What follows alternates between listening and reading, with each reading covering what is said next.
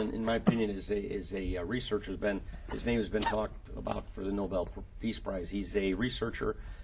He's a French origin, but he works at Sloan Kettering for 10 years or more in New York. There's him, Isabelle Riviere, who's another French researcher at Sloan Kettering.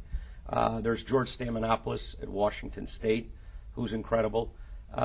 There's Aurelio Maggio. There's Franco Locatelli. I mean, there's just so many. Chris Ballas, Derek Persons that we were talking about.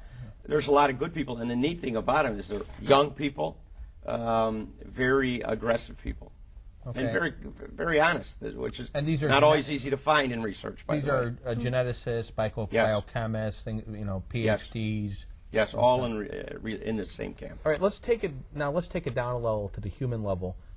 You've told us a little about your son, and unfortunately, he might have a very short life expectancy. Every day is a gift. You've shared that with us. But tell us not only about your son, but some of the family. So we know about the bigger level, that there's billions of dollars in the stem cell industry, that there's millions of people that are affected, that you have these scientists, you have drug companies. But tell us a little bit about your personal story with your son, his story, as well as any other families. Because remember, the last show we did, there was a comment of, I think, somebody from India that saw the show, and they commented, I think, because their child has this rare genetic disease. Sure. I mean, Rocco, for me, is my oldest son out of three. I was raised without a father. My grandfather helped raise me, and my grandfather's name was Rocco. When he was born, it kind of, it kind of finished the circle again. The circle was broken and was kind of fixed. We live in Italy for the most part, or most of the time. That was by choice, and also because we were doing experimental medicine in the United States that we no longer could do in the United States, and so it permanently made us your Italian citizens, let's put it that way. But Rocco is now 18 years old. The average life expectancy is 27, even though many of the patients now can live into their 30s. When there's good care, they can live to be 40 years old even. There are instances of thalassemic women who have had children. But the fact of the matter is they go in every 20 days, 14 days, 20 days, 15 days to transfuse. And, nobody wants to sit around and wait for the next AIDS or the Chagas or whatever it is to come. These patients are constantly doing iron chelation. Many of them are still on pumps 12 hours a day. None of them can, or very few of them can hold really meaningful, how can we say it, full-time jobs, etc., because your boss isn't going to put up with you missing 2, 3, 4, 5 days a week in the hospital. But there are 1 million patients, and a lot of the patients, especially in India, Pakistan, I get a lot of letters from them. They're all very concerned about the cost. And initially, the cost will be the cost of a bone marrow transplant. I mean, we're talking hundreds of thousands of dollars. Okay. But I tell all of the patients that write to me, I said, look, I'm sending you back this email. Print it out. Because Pacharandi promises that he'll do everything he can do to make sure your kid gets the therapy, no matter what it costs. So there's no doubt about it that I'm not in this to make a killing, even though, quite frankly, it takes millions and millions to do gene research, and I'm going to dedicate my life to find this money to do this. But I will do my best to make sure that even the poor patients, the patients in India and Pakistan, can get a chance to be cured. Well, you mentioned the Shriners, and you also mentioned, or I didn't even mention the Shriners, you mentioned St. Jude. There are also programs like the Shriners Hospital here in Chicago, the Medina Shriners, who do have hospitals for kids. I don't know if they deal with genetic diseases, but I know that, and they charge nothing. So there are institutions that do charge nothing for parents, at least here in the United States. I know there's also groups in the third world. And I know that there's groups in India that have descendancy from Syria and Iraq, so they may be carrying that Mediterranean genetic structure, including whatever is negative in the genetic structure, a disease element in there. But are there other organizations that you're dealing with of a non-for-profit nature, or is it just your organization and St. Jude's right now? Yeah, no, I'm dealing with a lot of them. The Italian Telethon basically just gave us $500,000 for research to do in Italy on our vector. The John Brony Foundation in Italy has been responsible for. Are these all people that you met, acquaintances, or that you've known, or how did you get linked up with them? Okay, the telethon is Susanna Agnelli, there's a funny story about her, but I mean, we probably don't have a lot of time. But I know Susanna Agnelli since about 2000, She's a wonderful lady, and she's the head of, you could call it, the madrina, the godmother of the Italian telethon. And we just got $500,000 from them. The Giambroni Foundation, who I knew the original founder, his name was Giambroni. He was from a small town in Sicily. His son has the disease. As my son has the disease, the president is now Angela Iacono, who is an incredible woman with an incredible amount of courage. And I've known her probably for 8 years or 9 years. They've actually invested probably close to $2 million. So, and it's not for profit as well. Right, and they're putting in a lot of money, and obviously, you know, they have a lot of family members. You mentioned one of the owners of the foundation has a son.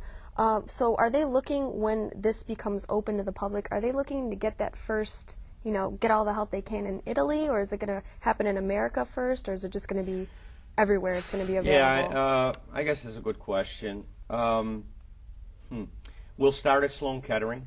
We'll be using John Tisdale, which is NIH, and Farid Boulad at Sloan Kettering, and they're both bone marrow, the head of bone marrow transplantation, NIH, and then, or the head of their departments, NIH and Sloan Kettering. And then quickly, we'll be doing patients in Europe, Italy, and Greece. So they're going to have to set up like a wait list for this, or? You know, the company has nothing to do, and I have nothing to do with picking who the patients are. Basically, the private investigators, or principal investigators, they decide the patients, the criteria, etc. If they're a good candidate for so, the yeah, I really, actually, I've gotten a couple of strange letters about these things. People trying to actually, in Saudi Arabia, I got a kind of a letter kind of asking me, you know, if they could pay to get their son and all that. You know? And I basically said, look, you know, I have nothing to do with it, which is true. Now, let's talk about your foundation. As you know, this is Cable Access Network, so I cannot discuss or promote a for-profit. We can discuss the company but not promote it or ask people to sell. But Orphans Hope is a non-for-profit a foundation. So tell us what the foundation does and what we can promote here. We know you have a MySpace. We know you have music. We know you sell music. You make music, and the music is good music, and it's music from the heart. But yeah, can you talk about your inspiration behind that too? Because there must be a lot of songs about, you know, your son and your family. Sure.